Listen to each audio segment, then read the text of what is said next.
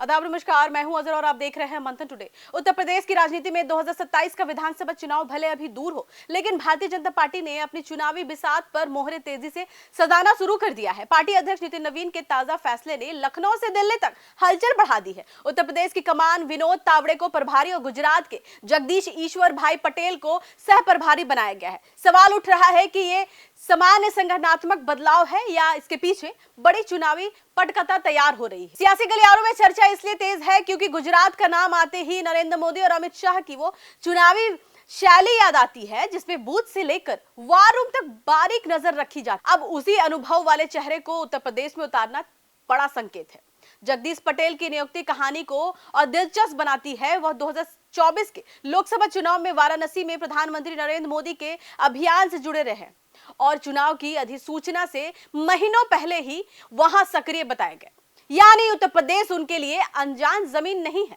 वाराणसी के संगठन और चुनावी समीकरणों का अनुभव अब पूरे प्रदेश में इस्तेमाल हो सकता है। अब अमराईवाड़ी के पूर्व विधायक और सूरत के पूर्व महापौर रह चुके 2022 में गुजरात से करीब 165 संगठनात्मक कार्यकर्ताओं को टीम उत्तर प्रदेश भेजी गई थी। इन्हीं बूथ और विधानसभा स्तर की जिम्मेदारियां दी गई थी। अब 2027 से पहले फिर गुजरात का चुनावी अनुभव यूपी में उतरता दिख रहा है। दूसरी तरफ विनोद तावड़े की नियुक्ति भी मामूली फैसला नहीं है। उन्हें उत्तर प्रदेश जैसा विशाल राज्य सौंपना बताता है कि भाजपा इस बार सिर्फ बड़े चेहरे और नारों के भरोसे मैदान में नहीं उतरना चाहती। साल 2024 के लोकसभा चुनाव में भाजपा को उत्तर प्रदेश में जोरदार झटका दिया था। 80 सीटों वाले राज्य में भाजपा 33 सीटों पर रुक गई, जबकि समाजवादी पार्टी 37 और कांग्रेस 6 सीटें जीतने में सफल रही। यही चोट अब 2027 की तैयारियों का बड़ा कारण बनती दिखाई दे रही है। विधानसभा चुनाव सामाजिक समीकरण और बूथ प्रबंधन की परीक्षा भी होगी। नितिन नवीन भी संगठन को टटोलने में जुटे हैं। वो करीब 20 सांसदों से मुलाकात कर चुके हैं और जातीय समीकरण से लेकर जमीनी कार्यकर्ताओं के मनोबल तक की जानकारी ले चुके हैं। मतलब साफ है कि अब दांव जमीन की रिपोर्ट देखकर चलेगा और असली खेल यही शुरू होता है। भाजपा अगर 2027 को केवल विधानसभा चुनाव मानकर चलेगी तो तस्वीर अधूरी रहेगी। उत्तर प्रदेश 2029 के लोकसभा चुनाव में भी उसकी सबसे बड़ी परीक्षा बनेगी।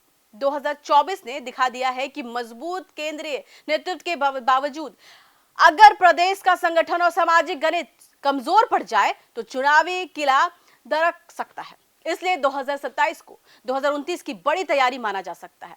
इसी फेरबदल में तरुण चुग को गुजरात की जिम्मेदारी दी गई है, यानी गुजरात के अनुभवी संगठनकर्ता यूपी में और दूसरे चुनावी अनुभव वाले नेतृत्व गुजरात। दोनों राज्यों में 2027 में विधानसभा चुनाव होना है। संदेश साफ है कि भाजपा दोनों मोर्चे पर एक साथ शतरंज बिछा रही है।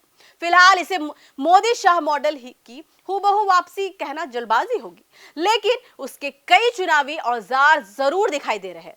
अब सवाल है कि क्या तावड़े और पटेल उस मशीनरी को फिर धार दे पाएंगे जबकि 2027 जो देगा, लेकिन चुनावी पटकथा की स्याही अभी से चल चुकी है।